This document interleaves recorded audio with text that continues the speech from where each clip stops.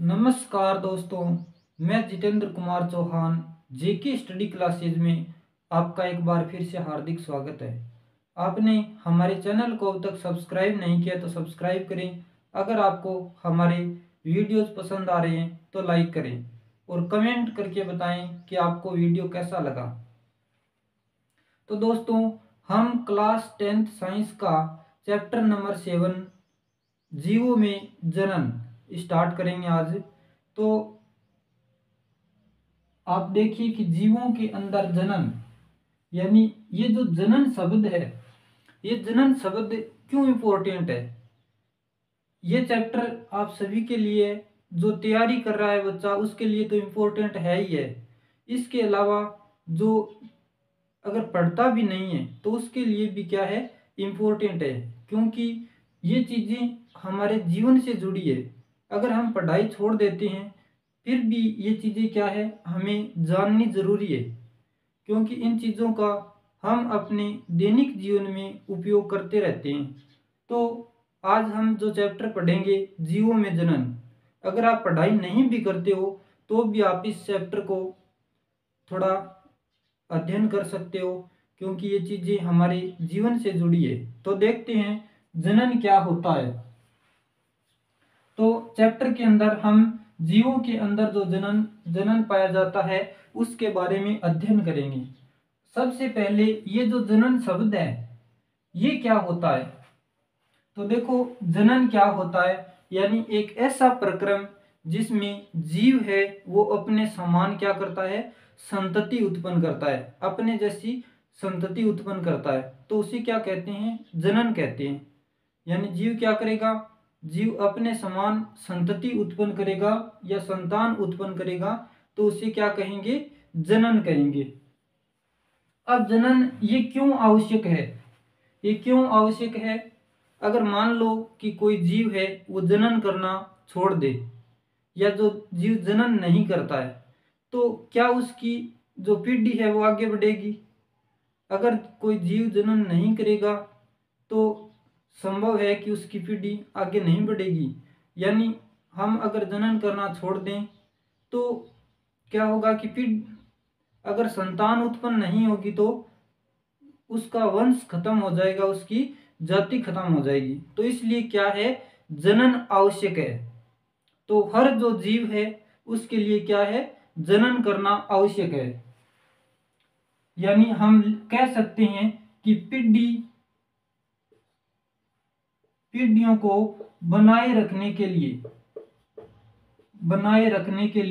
जनन आवश्यक है, बनाए रखने के लिए जनन आवश्यक है। या हम कह सकते हैं कि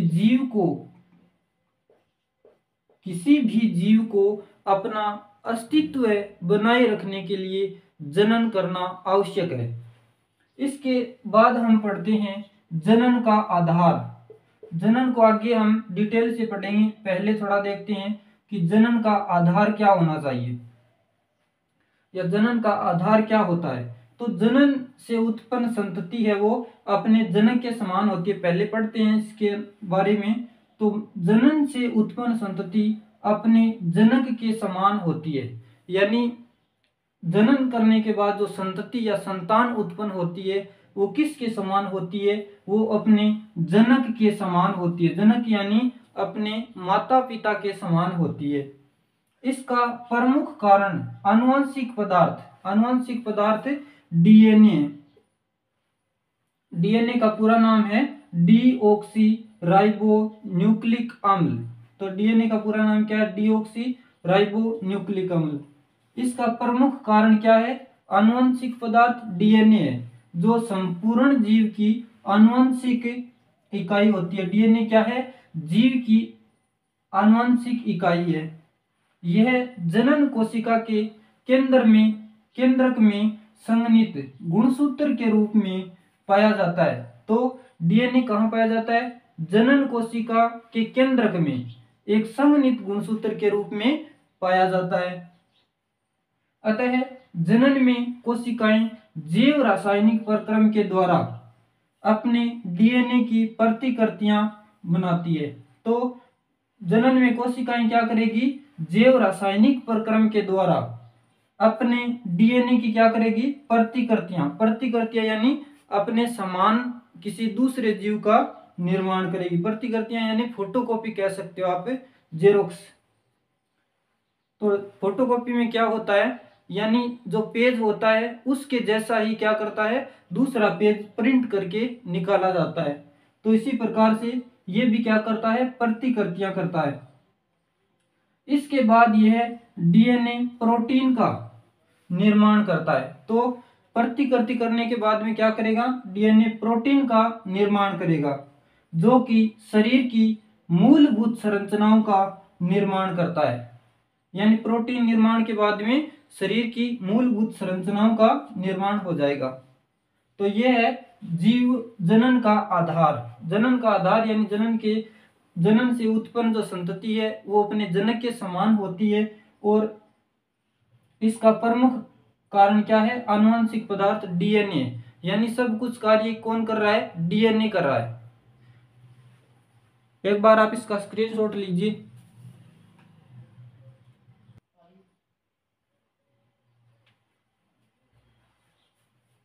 अगला टॉपिक है हमारा विभिन्नता और विभिन्नता का महत्व। तो विभिन्नता यानी कोई जीव के अंदर जो परिवर्तन होते हैं तो उसे क्या कहते हैं, विभिन्नता। यानी अगर कोई जीव है वो किसी वातावरण के अकॉर्डिंग अपने आप को सर्वाइवल कर पाता है, यानी सहन कर पाता है। कोई भी जो वातावरण है उसके चारों ओर की जलवायु है, तो उसमें अगर कोई जीव जीवित रह पाता है तो वो किसके कारण रह पाता है, विभिन्नताओं के कारण। तो विभिन्नता क्या है, जीव के अंदर इंपॉर्टेंट होती है। तो देखते हैं विभिन्नताओं का महत्व क्या है। तो ये पर्यावरणीय परिवर्तनों के लिए अनुकूलन होती है। यानी जो पर्यावरण के अंदर परिवर्तन होते हैं तो उसके क्या होती है, अनुकूलन होती है। ये जाति के अस्तित्व के संघर्ष में सहायक होती है। यानी कोई भी जाति है जीव की, वो क्या करती है, वो वातावरण में पर्यावरण में अपने आप का जो संघर्ष होता है, यानी जीवित रहने के लिए संभव है किसी भी जाति को क्या करना पड़ेगा, संघर्ष करना पड़ेगा। तो विभिन्नता क्या करती है, जाति के संघर्ष में क्या करती है, सहायक होती है या अस्तित्व में सहायक होती है। ये उन्नत जातियों के निर्माण एवं विकास में सहायक होती है। उन्नत जातियों यानी ये नई जातियों के निर्माण में, और जो नई जाति बनी है उसके क्या विकास में ये क्या होती है, सहायक होती है। यानी इनकी क्या करती है, सहायता करती है। तो कोई भी जाति है उसके विकास में क्या करेगी, विभिन्नता सहायता करेगी। इनके द्वारा नए लक्षणों का विकास होता है। यानी जीव के अंदर जो नए लक्षण विकसित होते हैं वो किसके कारण होते हैं, वो विभिन्नताओं के कारण होते हैं। तो अब हम चैप्टर में आगे चलते हैं। जनन के प्रकार।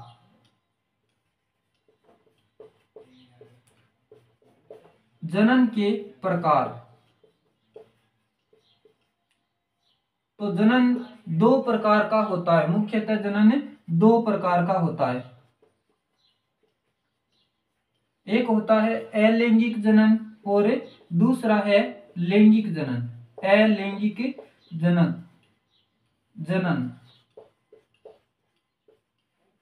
और दूसरा है लैंगिक जनन।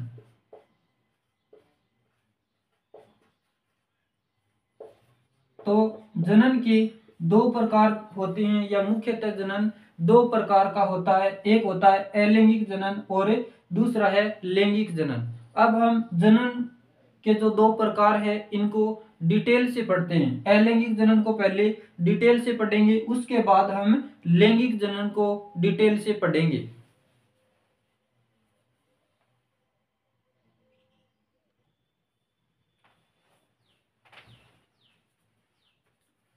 तो दोस्तों अलैंगिक जनन के बारे में अध्ययन करते हैं। तो अलैंगिक जनन देखो, जनन दो प्रकार का होता है, एक अलैंगिक जनन और एक लैंगिक जनन। हम पहले अलैंगिक जनन को पढ़ते हैं, उसके बाद में लैंगिक जनन को पढ़ेंगे।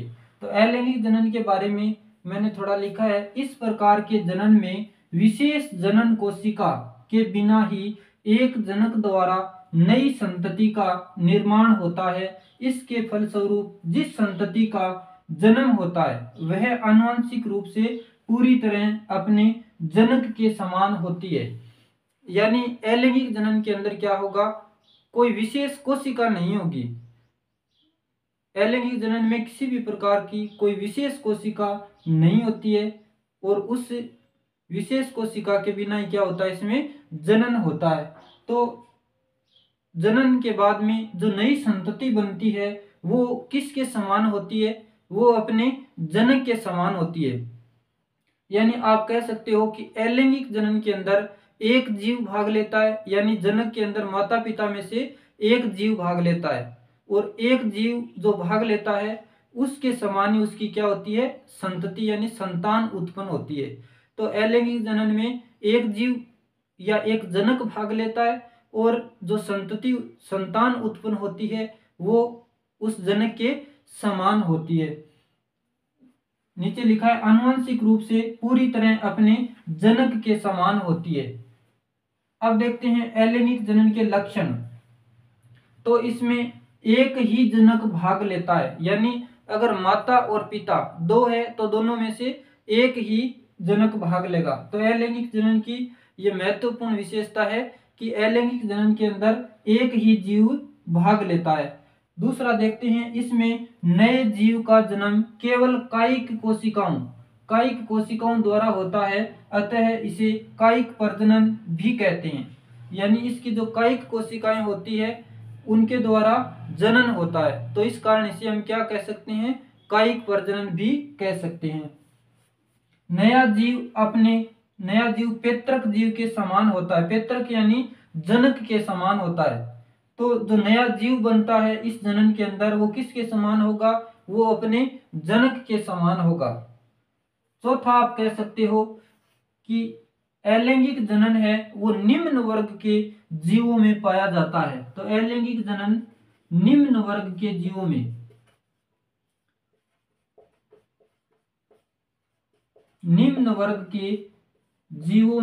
पाया जाता है।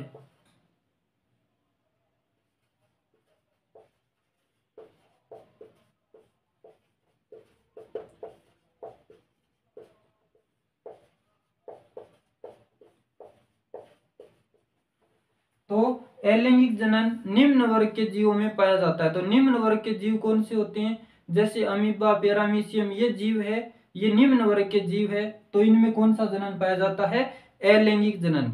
अब हम अगले वीडियो के अंदर बात करेंगे अलैंगिक जनन के प्रकारों की। तो आप कमेंट करके बताएं कि आपको वीडियो कैसा लगा, और वीडियो को देखने के लिए आपका धन्यवाद।